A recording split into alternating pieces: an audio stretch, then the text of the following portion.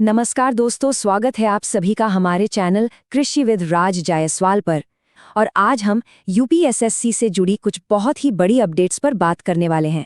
हम exam dates, नई vacancies, cut off के ट्रेंड्स और आप सभी छात्रों के लिए क्या सही स्ट्रैटेजी होनी चाहिए, इन सब पर एक एक करके चर्चा करेंगे। तो अगर आप यूपीएसएससी के किसी भी एग्जाम की तैयारी कर रहे हैं तो इस विश्लेषण को अंत तक जरूर देखिएगा। तो चलिए सबसे पहले एक नज़र डालते हैं कि आज हम किन किन टॉपिक्स को कवर करने वाले हैं। जैसा कि आप स्क्रीन पर देख सकते हैं, हम जूनियर असिस्टेंट से शुरू करेंगे, फिर ASO, ADO, assistant accountant, AGTA और लोअर पीसीएस पर बात करेंगे। और हाँ, सबसे आखिर में आने वाली नई भर्तियों की भी पूरी जानकारी आपको देंगे। तो चलिए बिना किसी देरी के शुरू करते हैं हमारे पहले सेक्शन से, जो है कोर रिक्रूटमेंट अपडेट्स। इसमें हम उन दो भर्तियों पर बात करेंगे जिनका इंतजार बहुत सारे छात्र कर रहे हैं, जूनियर असिस्टेंट और एएसओ। अब स्क्रीन पर आप देख सकते हैं जूनियर असिस्टेंट की 5,512 पदों वाली भर्ती की डीवी अपडेट। देखिए, लगभग 26,000 छात्रों का डॉक्यूमेंट वेरिफिकेशन शुरू हो चुका है। और अच्छी बात यह है कि आयोग इसे पैरेलली, मतलब एक साथ तेजी से चला रहा है। लेकिन इसमें एक बहुत बड़ा खतरा भी है, वो है ओवरलैपिंग का, क्योंकि वीडियो और एजीटीए जैसी कई पुरानी भर्तियां अभी तक अटकी हुई हैं। चलिए अब कट ऑफ और नई भर्ती की बात करते हैं। देखिए, जनरल की जो एक्सपेक्टेड कट ऑफ है वो 62 मार्क्स के आसपास, मतलब प्लस माइनस हो सकती है। इसका सीधा सा कारण वही पुरानी भर्तियों के छात्र हैं जो इस डीवी में भी शामिल हो रहे हैं। लेकिन आप लोगों के लिए एक बहुत बड़ी खुशखबरी भी है। जून से अगस्त के बीच 4,500 से लेके 6,000 से भी ज्यादा पदों पर एक नई भर्ती आने की पूरी संभावना है।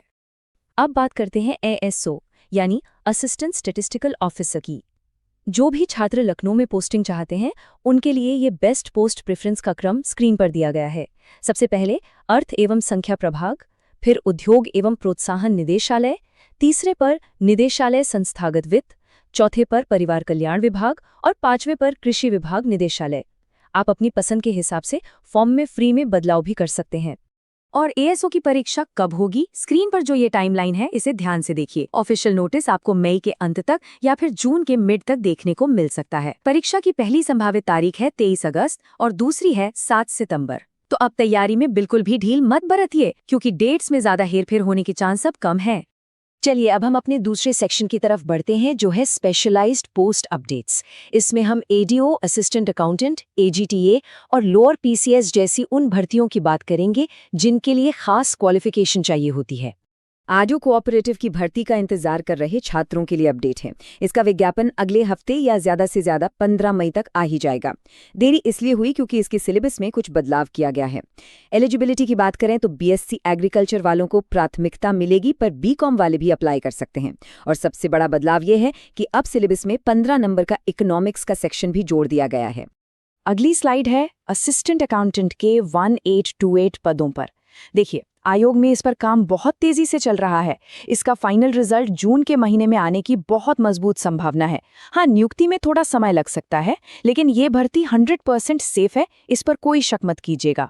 इस स्लाइड में असिस्टेंट अकाउंटेंट के फाइनल कट ऑफ का पूरा एनालिसिस दिया गया है। जनरल कैटेगरी में आप ये मानकर चलिए कि पिछले स्कोर से 12 से 15 नंबर तक का जंप देखने को मिल सकता है। ओबीसी में कट ऑफ कम भी जा सकती है अगर उन्हें योग्य उम्मीदवार न मिले तो।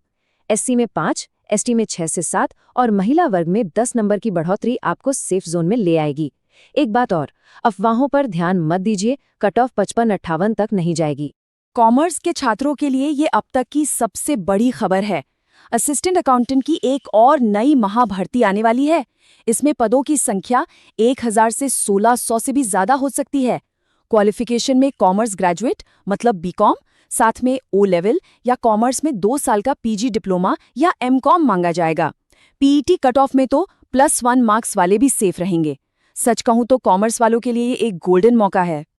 अब बात करते हैं एजीटीए की फाइनल एक्सपेक्टेड कट ऑफ की। देखिए, हमारे लेटेस्ट और सबसे सटीक एनालिसिस के हिसाब से जनरल की कट ऑफ 45 से 50 के बीच रहने की उम्मीद है, ओबीसी की 43 से 47, ईडब्ल्यूएस की 42 से 45, एससी की 38 से 42 और महिला वर्ग की कट ऑफ 30 से 35 के बीच रहने की पूरी संभावना है। लोअर पीसीएस की तैयारी करने वालों के लिए भी अच्छी खबर है। पदों की संख्या बढ़ने की मजबूत संभावना है। लगभग 300 से 400 पद बढ़ सकते हैं।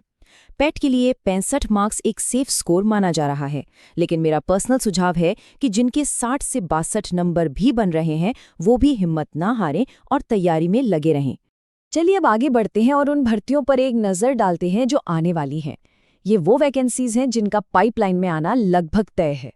इस स्लाइड में एक साथ 4 भर्तियों की अपडेट है। लाइब्रेरियन और लैब टेक्नीशियन, इन दोनों का अधियाचन बिल्कुल तैयार है। 1 महीने के अंदर आपको विज्ञापन देखने को मिल सकता है। वहीं फॉरेस्ट गार्ड का फाइनल रिजल्ट भी तेजी से तैयार हो रहा है और नई वन दरोगा भर्ती का विज्ञापन भी 1 महीने के अंदर आने की पूरी संभावना है। महिला अभ्यर्थियों के लिए ये एक बहुत बड़ा मौका आने वाला है।